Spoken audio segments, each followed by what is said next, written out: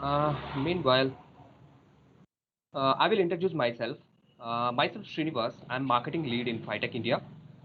I would like to thank each and everyone for your support and made our session 1 a humongous success. And also, well, coming to this session 2, we got a great response from everyone who even for the last session and before session, uh, we got a great response. Uh, Sorry for the delay. Prasanna, can you hear me? Please acknowledge. Yeah. Hope Vasu also joined. Yes, they joined. Okay. Hey, Today we good are going to morning, all. presenting. Yeah, good morning, sir. Today we are going to present a free webinar on advanced character device drivers.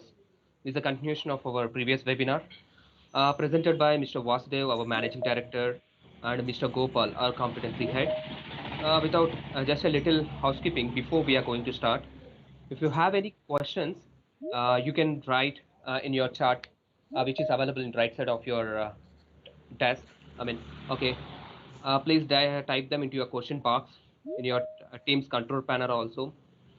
If you join through your YouTube, please share your questions on the chat box. Okay. Without any further ado, I will bring our managing director, Mr. Vasudev, forwarding mic to them. Vasu sir, you can continue.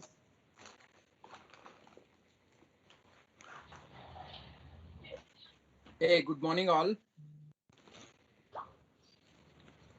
So, I believe most of you also joined the last session, which we discussed on the device drivers. So, this is the session 3 of Linux device driver, wherein which in the first session we looked very basic kernel module programming, followed by character driver, where we have seen the SLED driver. In the second session, we discussed on the IOCTL, so how you can uh, do the configuration and control of the devices, basically. So when you have devices like LED relays or so, essentially you do not pass the data, read the data or write the data from these devices, but like you try to control these devices. So Linux provides a special system call, which is IOCTL, majorly used for controlling and configure the devices, right? So those those session practicals will be following the concept class of today's.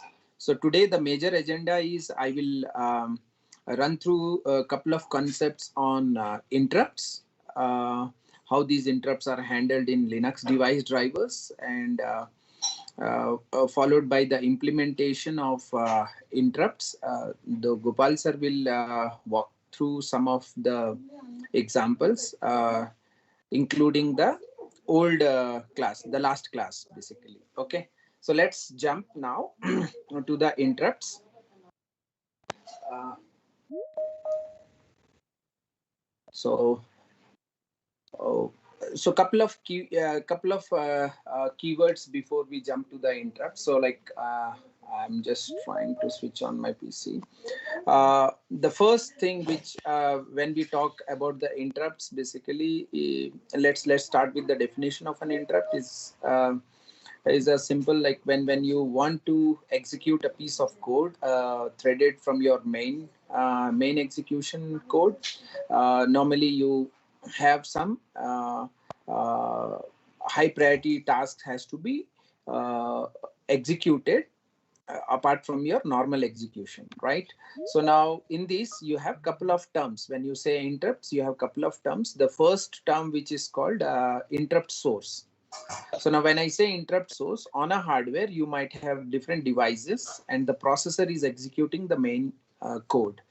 And once the device get a need and attention, when it is ready with the device, ready with its data, it want to transmit the same data to the main processor, basically. So in that case, the interrupt source becomes your device.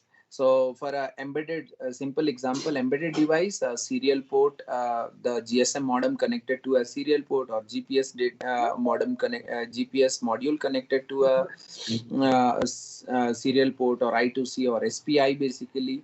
So you take any kind of devices, they would be connected to the processor by through some buses, and those buses are essentially for the data transfer. But when to transfer the data is basically uh, can be handled by this handshaking signal. So normally you have an interrupt signal from the device to the processor. So whenever the data is ready by the device will generate an interrupt.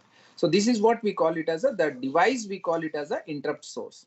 The second terminology which comes is basically your interrupt event basically. So now when I say interrupt event, the same device can generate an interrupt in different events. So considering example of your serial port, you can generate an interrupt when you have finished the data transmission. Even you can generate an interrupt when a data arrives on your serial port, right? So similarly, when you consider a simple button switch press, so you can generate an interrupt when the switch is pressed, or when the switch is kept on press basically, which is a level triggering, level down, and then when the switch is released. So there are different events, right? So I2C, similar to I2C SPI, so whatever. So each device can generate interrupt and different events. So you really need to understand when an interrupt is generated. So we have discussed about uh, interrupt source, then we have discussed about interrupt event. So now when this event is generated, the third part which comes is on the processor side, there should be someone who should handle or who should receive this interrupt. The first thing is receiving an interrupt, right? So on the processors, you will have interrupt controller. Many times it is called PIC, programmable interrupt controller, or VIC, vectored interrupt controller, or NIC, nested vector interrupt controller. So these are the different types of each silicon vendor would have its own interrupt controllers, essentially from ARM Cortex family. The beauty is these interrupt controllers are now part of your core. That means earlier there was a ARM processor, and then the silicon vendor have its own controller. But now from ARM Cortex family, to make it more optimize the execution, so the interrupt controller is also part of your ARM Cortex. So essentially that's why from ARM core, ARM Cortex, we say it is more than a processor, right? Example, you have your interrupt controller, you have a debug unit within this CPU, right? So now we talked about interrupt source. Second one, we talked about interrupt events. The same source can generate interrupt in multiple events. And the third one, once then interrupt event is generated or interrupt is generated by the device, basically you have the interrupt controller which receives. So the interrupt controller is a part of your processor, so which receives this interrupt. Now once the interrupt is received, right? So now how it is handled? So the fourth terminology comes is ISR, interrupt subroutine basically. So in interrupt subroutine, you have a function which is implemented other than your main function and which will be executed, right? So now coming to the ARM, coming to the ARM, multiple cores offers vectored interrupt and non-vectored interrupts basically. Nested vectored interrupts. So essentially there is a table, I think many of you are microcontroller programmers. So many of you have seen that in 8051 or other microcontrollers, you have a vector table wherein which you initialize couple of functions, and whenever a particular device generates an interrupt, you jump to the table, you find the address of ISR and you jump it. So this is what called vectored. Now when you say uh, uh, non-vectored basically. So what happens in a vectored, like most of the microcontrollers, you have 15 channels. So then essentially in that case you can handle only 15 interrupts, or like you can listen to a 15 devices which can generate an interrupt. Then what about the rest? So because today you, whatever the SOCs you do see, they have multiple devices, more than 30, or beyond, even some SOCs jumps beyond 50 devices also. When I say devices, it could be a ADC, timer, your UART, CAN, Ethernet. So these all are called as devices on our SOC basically, or peripheral interfaces basically, right? So when we count, really these are big in number. So now my question was, if I can handle only 15 devices, then how about my other devices, right? So apart from these 15 devices, you jump to a default vector, a default which is a non-vectored interrupt, so where you configure all other devices in non-vectored mode basically, so that when any interrupt occurs from these all devices which are not mapped into the vector basically, so it jumps to a default ISR. Now within this ISR, you write your priority algorithm or scheduling algorithm. So what kind of priority, which device you want to give, and that's how you jump to the appropriate ISR.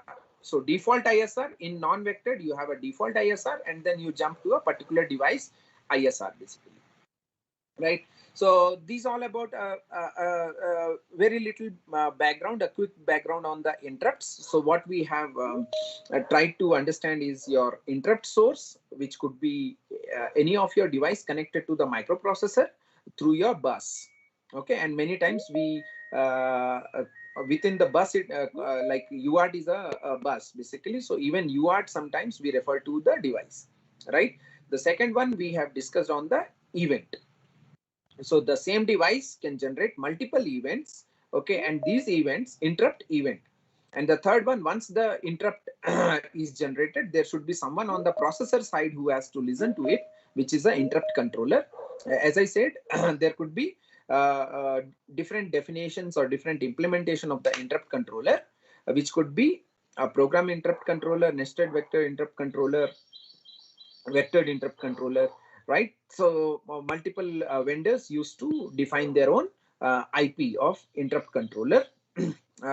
Then once the interrupt controller handles this event, in the interrupt, we do the programming of the interrupt controller to deliver or to execute a special piece of code which was requested by a particular device, right?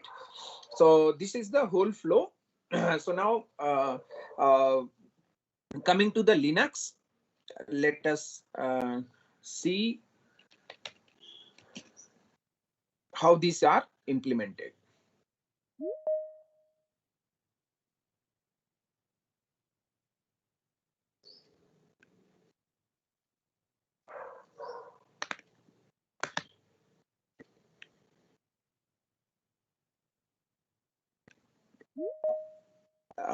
Srini or Gopal sir, anyone acknowledge that like my screen is visible?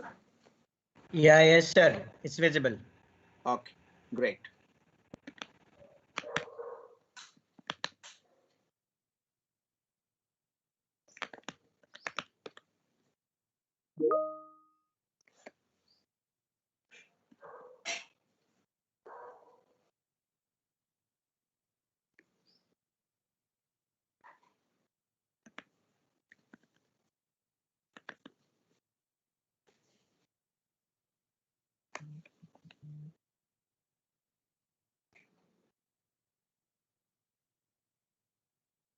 So as you know, like we for these classes we commonly refer our open source single board computer, which is RuggedBoard. So hope many of you know, but like if anyone has joined first time, so this is our open source hardware which we refer to basically. So we have multiple variants in this industrial single board computer, which is based on microchip A5D2, and also we have a couple of other variants like IMX6UL, and we are developing new new variants with IMX8, and then like with Xilinx FPGA for your RISC-V to support RISC-V. So we are expanding our open source hardwares for the community. So this is the source code related to this board. You have to just go to Rugged Board and GitHub Rugged Board. You can see. So Meta RB FID2 Mara. So this is a Yocto patch, the first one, and the second one is Mara library. The third one is the Linux bootloader, Bootstrap, right? So these are the couple of Git. So today we are referring to the Linux part. So this is your Linux source code. So now in Linux, the interrupts are handled through your interrupt subsystem. So you can go to Linux kernel and IRQ.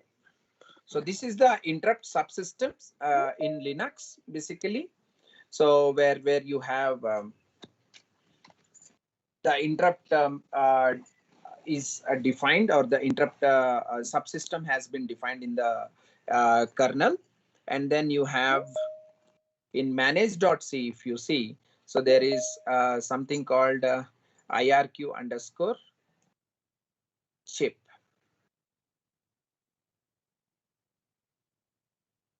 Or chip underscore IRQ. So you can see this structure, hopefully. So this is a hook for your interrupt controller. So the code which we are seeing manage.c, which is a hardware independent subsystem, interrupt subsystem within the kernel, which lies under your Linux kernel IRQ folder basically. So this gives the complete interrupt subsystem, which is a hardware independent, and the hook to your hardware dependent comes through your struct IRQ underscore chip.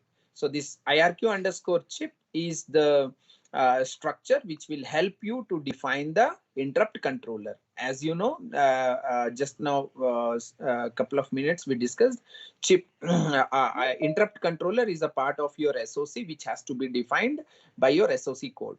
If you do remember our earlier Linux porting classes,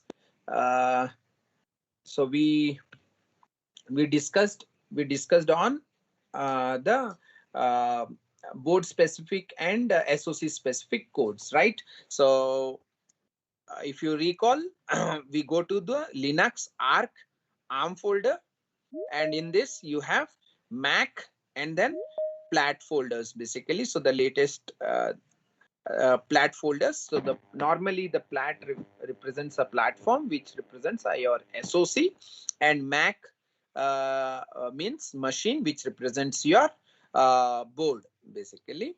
But nowadays the plat is becoming smaller, so not very much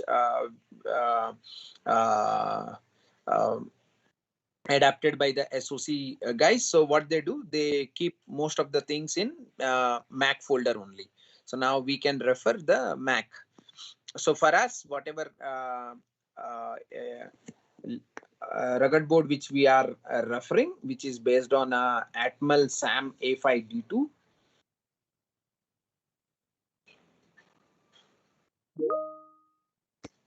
Right.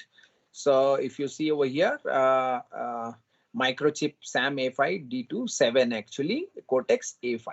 So it is based on an ARM SoC. That's why what we have done, we have went to if you see over here the blob, sorry, the Git path, we have went to ARC, Linux ARC ARM, and in ARM we are going to Mac 8091. So this is your a specific folder to your SOC. Even you can see 8091 sam9.c, 8019 sam a5.c. So this is your specific to your SOC definition, and then you would have a generic board file in this folder basically, so that like board.c normally, generic.h, and where is that mlog.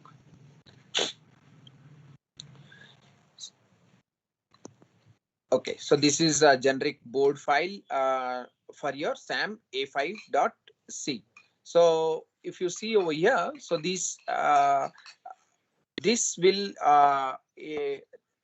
this folder provides you the implementation of your chip underscore IRQ, and then you can go to the .h files of the SAM 1891, wherein which you will have ASM Mac IRQ.h and IRQs.h. So here normally you get the interrupt numbers basically. So this is generic what I do see, but like there could be IRQs.h, wherein which you find the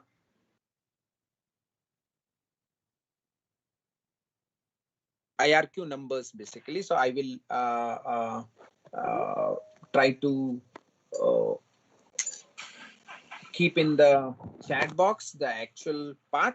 So let's jump to that. The next thing is basically, so what we have seen is the interrupt subsystem within the Linux is by your ARC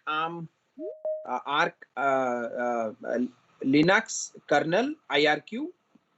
This is the folder, and manage.c is your core file which exposes the public APIs which need to be used in your driver. So register underscore IRQ, whatever the other APIs we see in today's example class, you can see how they are registered. So let me quickly jump to one of the small example on the implementation of IRQ.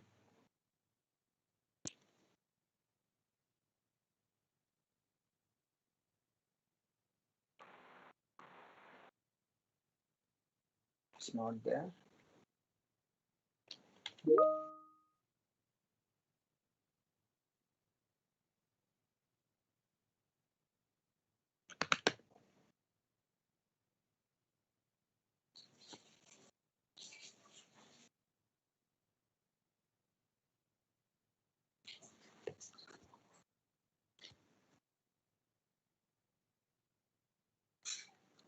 So this is what we were discussing about, right? So the kernel, you can see over here, kernel IRQ manage.c, struct IRQ chip. These are the implementation, and then when you go for a hardware specific, you can see normally IRQ.c and IRQs.h basically. So IRQ.c provides you the implementation of IRQ chip.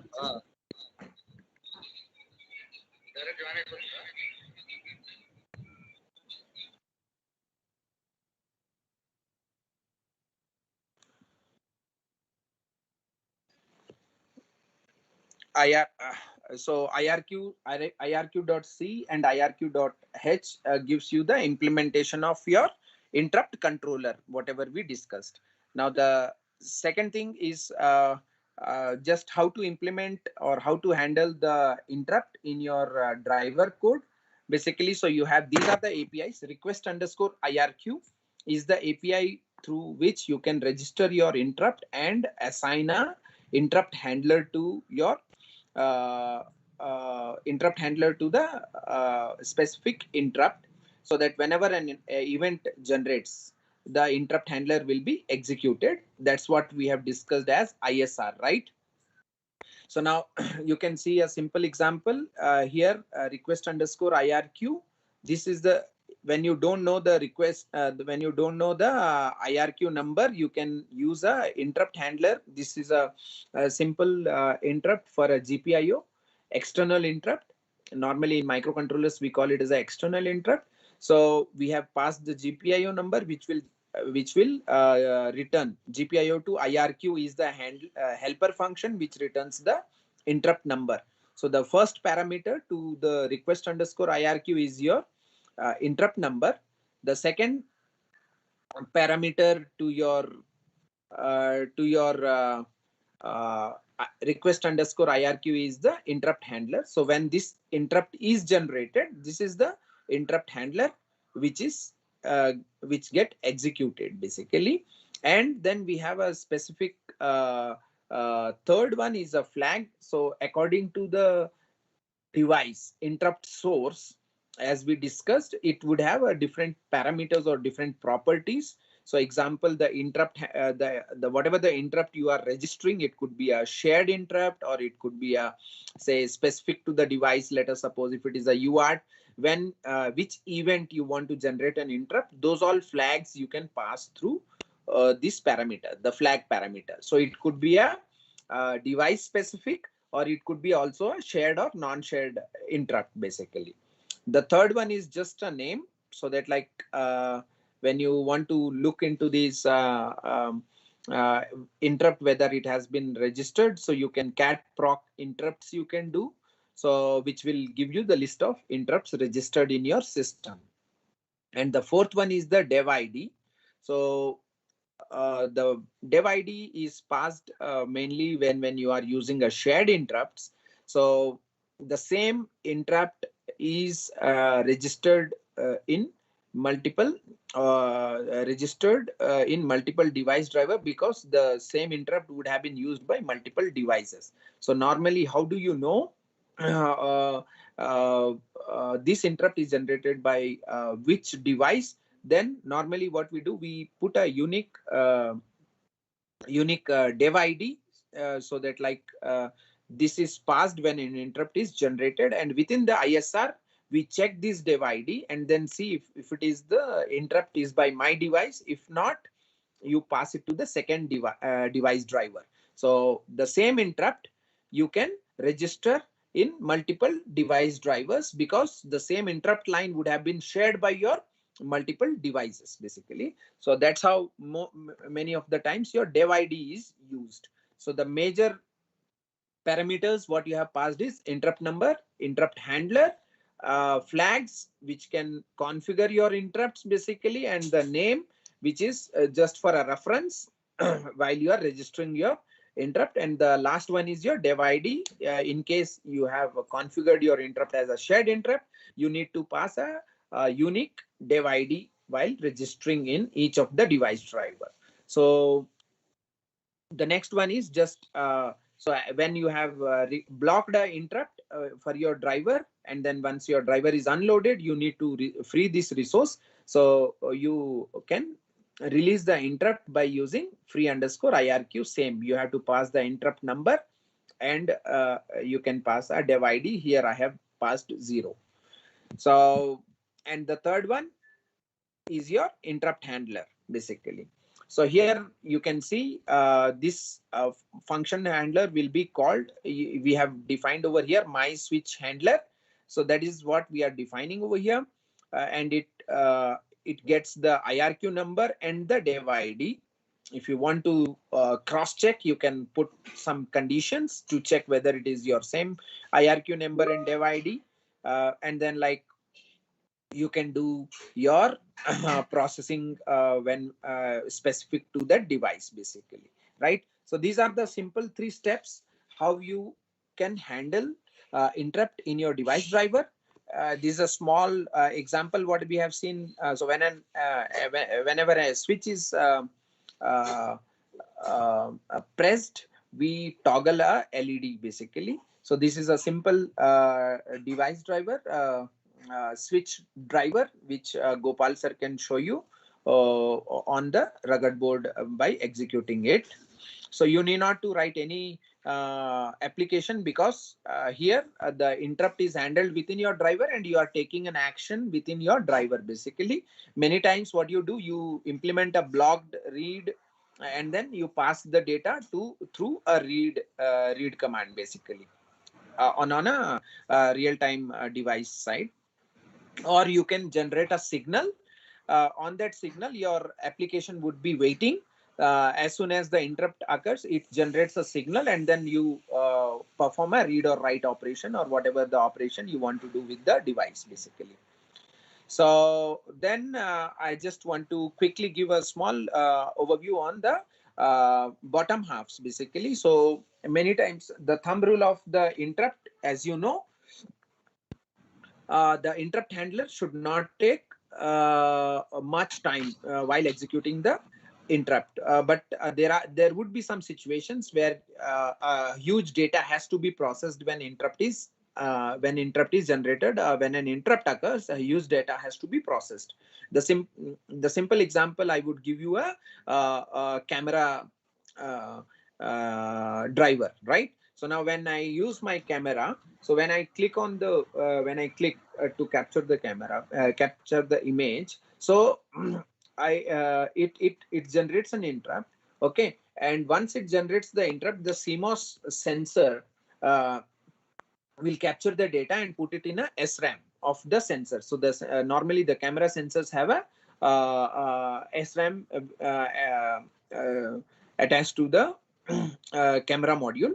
So this size or the data is very large. So should I send this to the processor immediately, or like can I have? So normally the camera have a buffer frame which can have say up to 5 or 10 frames within the SRAM, basically. So then what you do is you can send the, instead of sending the data, you can send the data buffer index, right? So when an interrupt is generated, instead of sending the whole image from camera to the processor, what I am doing, I am sending the index number of the buffer, and then I am incrementing the next buffer to if I press again click button, it will utilize the next frame. So but like my data of the first frame is still available, right?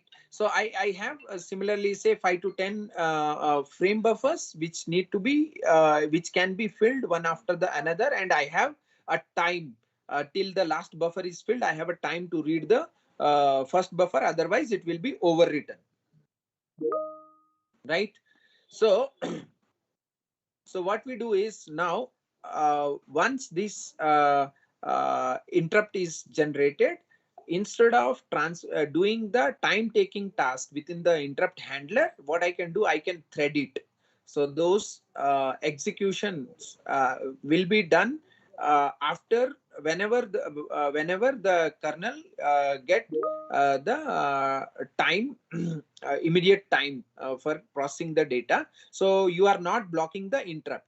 So you are not taking, say, like when an interrupt is generated, to take my complete image of the camera, it takes say 10 seconds. I need not to really spend time 10 seconds within my interrupt handler. Otherwise, my system becomes unreliable, right? So for 10 seconds, your system is not responding to any other things. So once your interrupt is blocked for a longer time within a single interrupt, you will feel a kind of a blocking. So most of the time you would have seen when you plug in a USB device on your PC or so, many times you see your PC get stuck to a little bit time, basically. Why? Because the USB interrupts are more the USB drivers which are handling your pen drive uh, are more operated on a interrupt mode, basically. So there were like many times you see the struck of that system. So similar situation, you don't want to make it. So what you do is you just send a important data, capture the important data from the device, and then the rest will be processed by the threaded interrupts, which are called as bottom halves. So in Linux, you have three types of bottom halves: soft IRQ, work queue, and tasklet, basically. So you can look into that. So what we do is normally in our interrupt, in our interrupt, what we do, we schedule them. So what I do is reading the frame. So I have read the frame index, and to read the frame and process the image, what I will do, I will create one more interrupt kind of handler, which will be executed by soft IRQ daemon by the kernel. So the kernel have a soft IRQ D daemon which will execute independently of your driver. So you capture the important data, schedule the bottom half, and go back to your main processing basically. So that's how you can thread it. So this is the example implementation of work queue. So first you have to define your work queue, and then like schedule your work queue, and then your work queue handler. Similarly, tasklet. So here you can declare your tasklet, right? Schedule your tasklet, and then you can define the handler of this basically. More only work queue and tasklet examples we have given because most of the embedded drivers uses these two.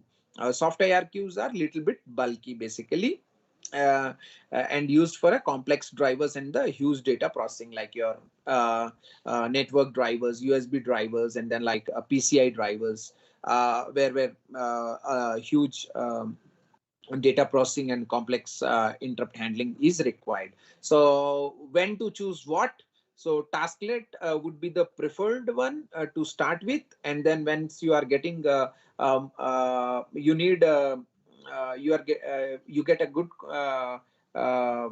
performance, it's okay. If you are not getting a performance, you switch to soft IRQ, and then like when the implementation becomes more complex, then you jumps to work queue because work queue runs in a process context rather than a interrupt context. So the soft IRQ runs in interrupt context, tasklet runs in interrupt context, work queue runs in process context. So like let us suppose you want to sleep for a while, or a disk operation you are doing. So in that cases, normally disk operations and all those things are time taking, guys. So where the system can go to sleep.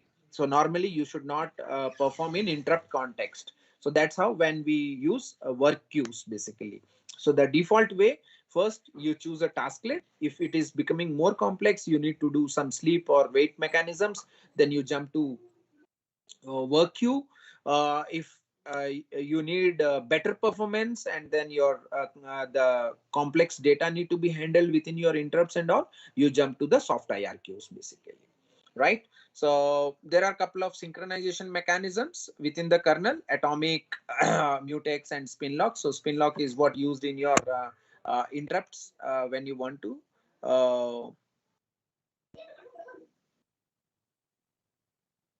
when you want to have smaller delays or the sleeps within the interrupts basically.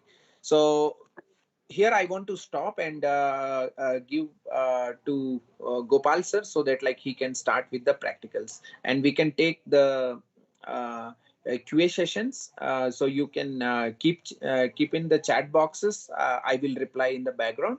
Gopal sir, please start with your practical. Yeah. Thank you, sir. Thank you very much. Yeah. Yeah. Good morning, everyone. So here today we'll start work on character drivers, continue to the previous sessions. So today we're going to see some multiple variants of character driver, like normal, how to operate, how to develop the character drivers, and so that how to generate, how to device files, how to major number, minor number, like how to generate that the device files. And at the same time, apart from that, there is some the other tools, like other variants in the character drivers. We'll discuss two variants of character driver implementation today, along with the interrupts demonstrations also. Okay, so let me share my screen here. 1 minute.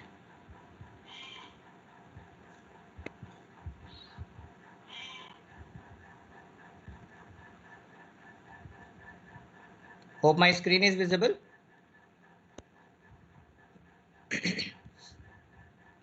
Hello, anyone, could you please acknowledge? Yes. Yeah, able to see. Yeah, thank you, sir. So the agenda of today's basically advanced character driver part. What actually the today's webinar. So as you know, the agenda Gopal sir, here can you keep today. in presentation mode? Can you Yeah, switch yeah, to presentation sure, mode? sure.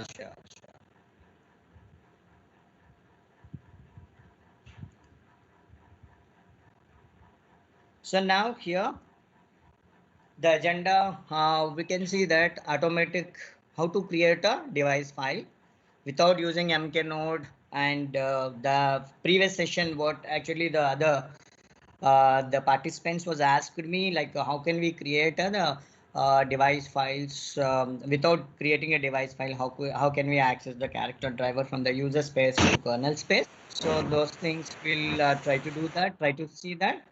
At the same time, like the last previous webinar, already Vasu sir was given that lot of information about that IOCTL implementation and IOCTL commands, and how the IOCTL can helpful to the programmer, or how helpful to the driver directly. So how without using read and write APIs, how IOCTL can helpful for that multiple operations. So there are some certain operations with the read and write operations. The FOPs cannot, read and write operations may not be performed.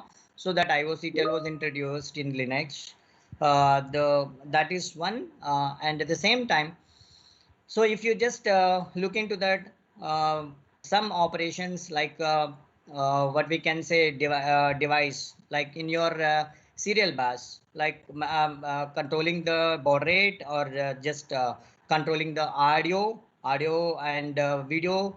This is what various control operations which is cannot be performed by the read and write APIs, so that this IOCTL can be introduced. That is what the basic example I am giving, yeah. So after that, the how interrupt handling in Linux. So till last 40 minutes, Vasu sir was discussed about this interrupt handling in Linux.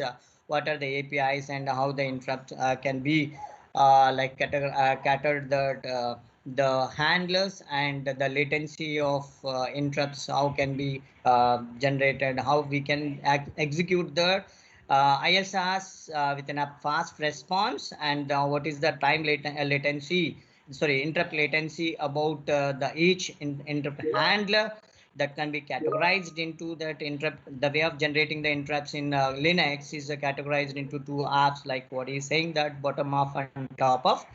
So those things we'll discuss. And finally, we'll see that one of the character driver example here, the driver LCD driver code flow. But this is a character driver LCD. So 2x16 LCD. So currently we have, and at the same time, like here we have the other LEDs, onboard LED driver demos also. We'll see that.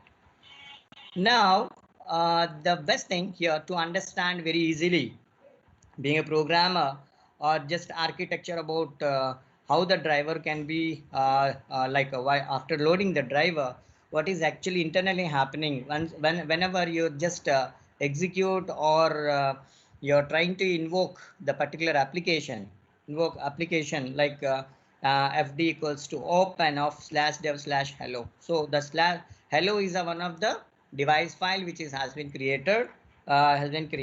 So through this device file, I'm just trying to open the particular file. See now here, if you just whenever the file has been created, there is a one inode get created, that inode which is having that one object here, and I_on, and there is a one registration which is takes place in character drivers, that we can see that cat proc/devices. There is a one entry should be there in a cat/proc/devices, if you can able to see that. Okay, so whenever the device file has been created here, there is whenever the file has been created, usually in the Linux operating system, whenever you create a file, one structure will be created, that struct file. Okay, so that is normal simple file. Now whenever device file has been created in a cat/proc/devices, yeah, whenever entry was registered, so there should be one of the structure will be hold up, hold up and created. So the structure name is called struct char device struct here. In that there are certain members are present, that is major number, base minor number, and minor control, and the name followed by struct cdev followed by cdev object here. So this tdev is one of the structure for having that k object and other struct file operations that will be redirected to the struct file operations. So here this is one simple way of understanding how the architect link up, how just flow of the device whenever you are calling from the user space, whenever you are just accessing any driver from the user space, from your user application, how it could be happens. Now whenever you are just try to open the open call, that is simply we'll just call that your open call in from the struct file operations. See here, being embedded engineer or like a driver developer, see just I'll give you even the previous webinar I was given that clarity here. What do you mean by device driver? So here little bit try to understand more here. Whenever you created a create file, just simply assume that normal file you have created hello.txt. That hello.txt, what actually it is doing that. So what operations we can perform on that hello.txt? So we can perform that, just double click on the hello.txt. Double click means that we are trying to open that. Yes, there is a open function call is performed, right? So after that we can able to write, we can able to read, we can able to close, we can able to just do some control like the data variant. So hello.txt is a simple file. We are just operating with all these operations, correct? So now who is just provided that all this just double click open, and we are writing something, allows to write something in that hello.txt, and it is just we are trying to read the data. We are trying to just with the cat followed by hello.txt, we are trying to read the data, right?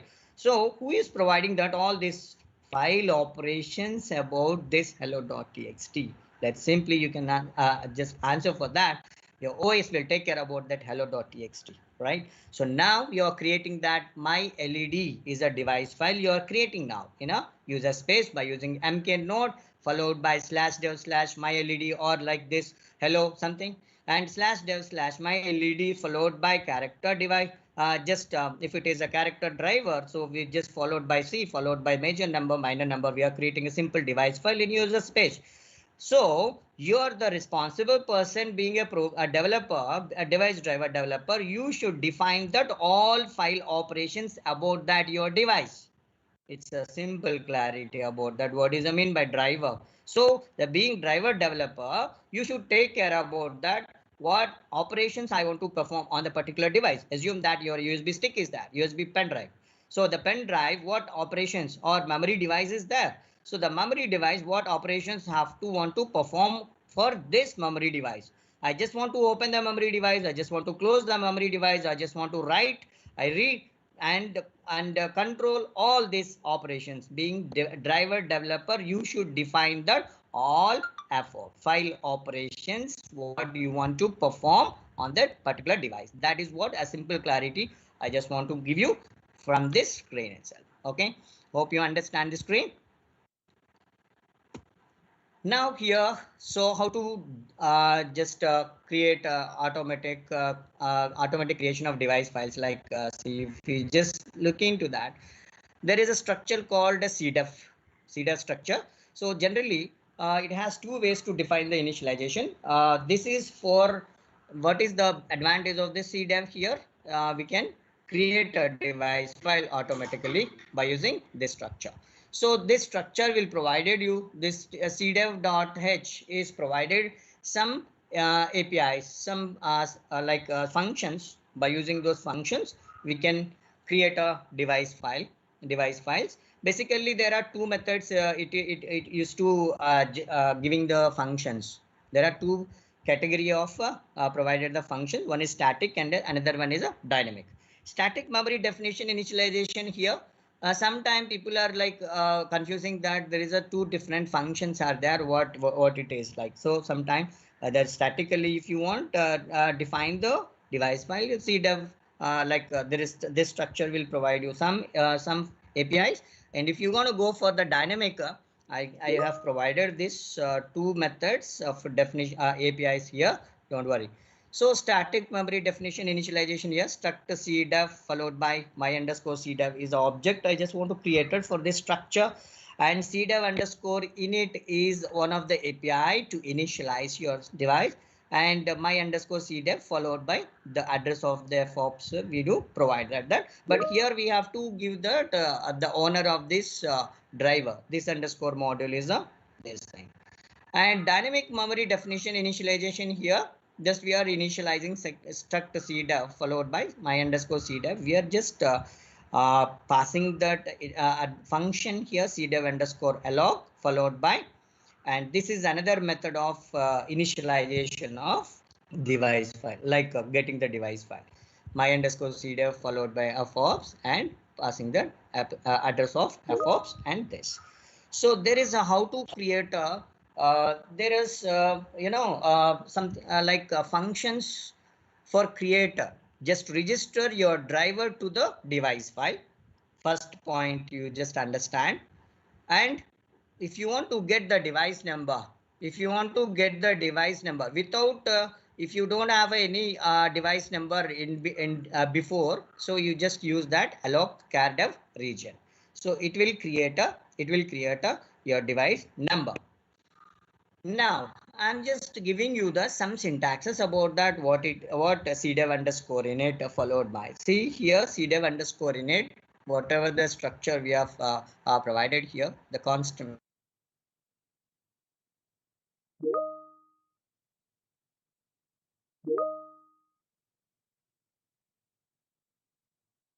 underscore add. What it is cdev underscore add used to add a character device to the your kernel VFS. Your driver will be added to the device to kernel VFS.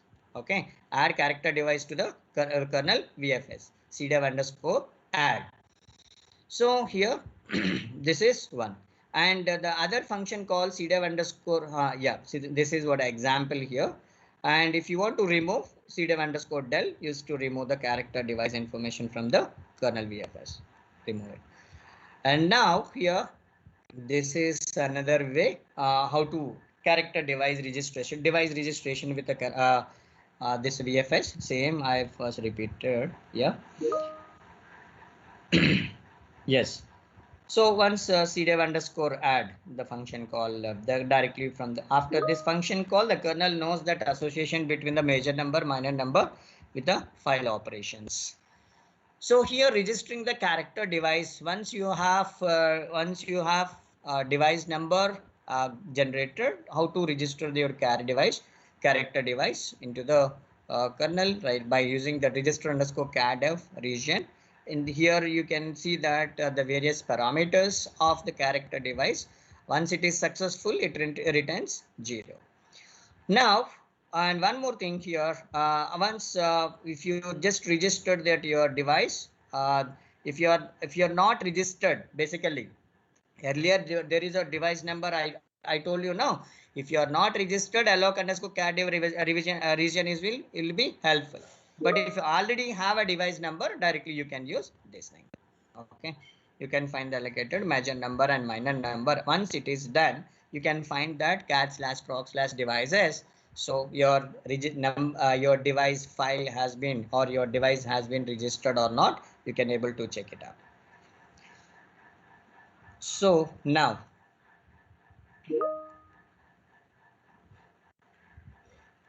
see here, there is a of course there is a old model of implementation here. This is for unregistration.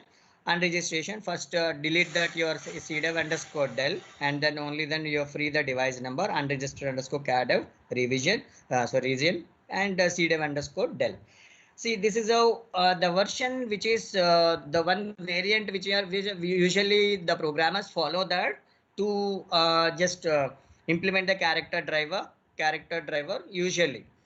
But there is another method of we can just develop that character driver without using this CDEV structure. But even we are not least bothered about that, this CDEV int, CDEV add, CDEV del, and all those things. So how to we can make a little bit compact, little bit smaller. Like just you can reduce that your code, and even with minimal of your the code we can implement it. So how it is possible? So the question is here, without using that CDEV structure, how can we create a auto device file and even major number, minor number for your character driver? The challenging thing is that here there is a one more the variant to develop your character driver by using the MISC driver. So the MISC drivers are simple character driver that share certain common characteristics. And see here, the kernel abstract this community API implemented and MISC.c, the simplified. This is very much simplified that your character driver and all MISC drivers are assigned to the major number is 10. This is one key point to understand here. Whenever you develop your character driver by using the MISC register or MISC driver in the form of MISC driver, there is no major number. I mean, there is a common major number for the driver. Minor number should be different. Okay, so almost only one major number will be derived or one allocated for your driver, and the minor number should be changes. I'll show you practically, you don't worry. Each can choose a single minor number. Minor number will be catered with randomly. So like major number, how we are seeing that character driver, no, minor number will be catered randomly with a very different number in this MISC drivers. The sequence of initialization of the character driver performs the dialog character driver and class device and cdevinate device class. So whenever you want to create a major number, minor number, or device number, we have to use that multiple APIs like this device class, device creator, class creator, device creator, alloc character device, cdev underscore alloc. All these are APIs we must use whenever the character driver if you want to develop. So to overcome them, the MISC driver accomplishes that all with this a single call with a MISC underscore register. The MISC underscore register is a one single API to overcome all these functions. Okay, that I'll show you practically. Next, coming to the point here. So what could be the variant here? The Linux MISC device.h struct MISC device sample. There is a structure we just object we have to initialize the members, like there are 3 members which we have to initialize. Minor number which MISC dynamic minor, so randomly that it generate the minor number. Name of the device, sample device. Name of the driver, you can say device name sample driver. And FOPS here we just pass the address of the your FOPS. And registration MISC underscore register, MISC underscore deregister. Like register underscore cadef region is there, no? The similar way MISC underscore register, MISC underscore deregister. That MISC underscore register will take that your sample MISC device. We are just passing the address of this, and at the same time we are just removing from the kernel itself. Right. So next, this is what actually the basic understanding about how to generate a device file, at the same time the device number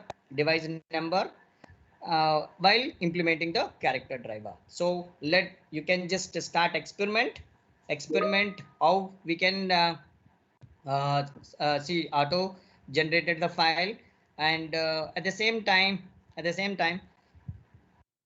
now we will see yeah, okay, we'll continue this and I'll show you one shot that all examples here.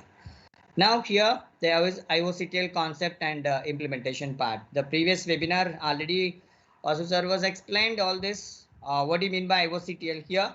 I'm telling you know this is one the API or FOPS one function operation. Gopal sir, can we? Sorry to interrupt. Gopal sir, can we quickly, because it's already 1 hour.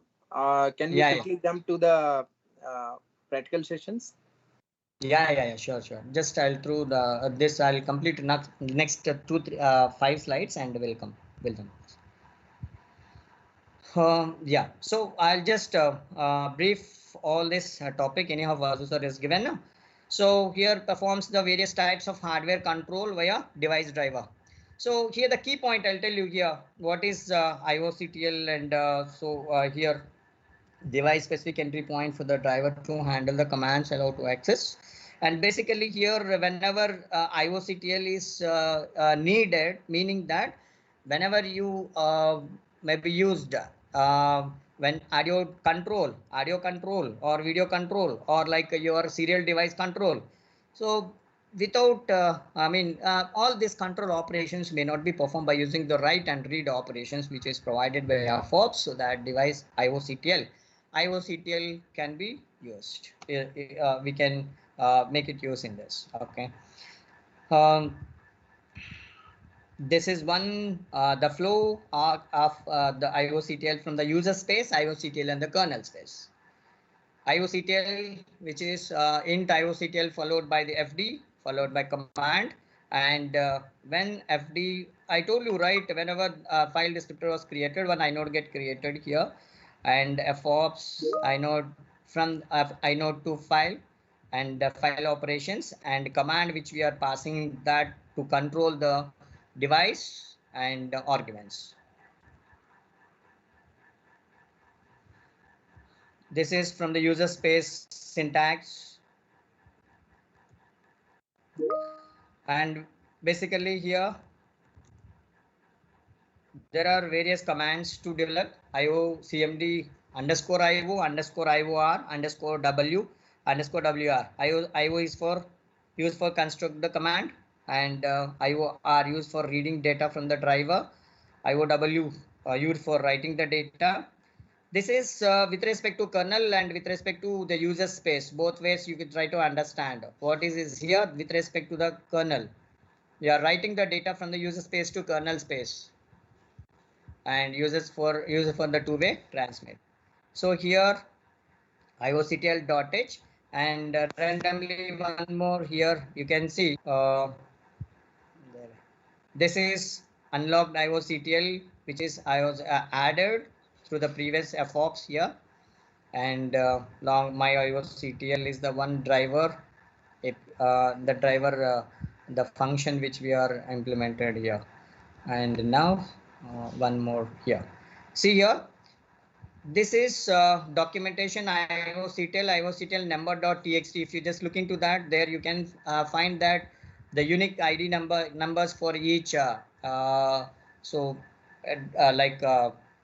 controlling that your device.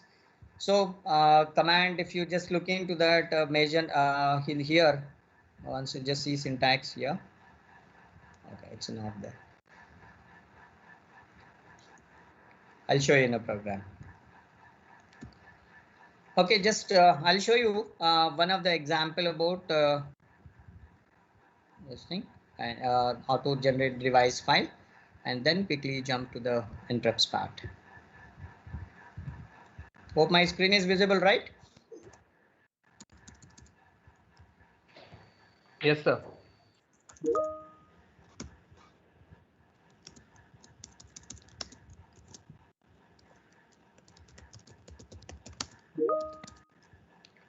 I'm just booting my board.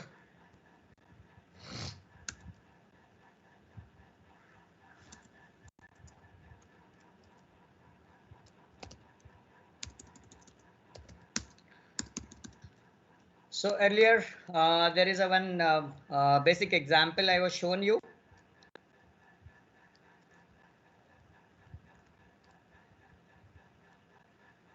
1 minute. API CTL link.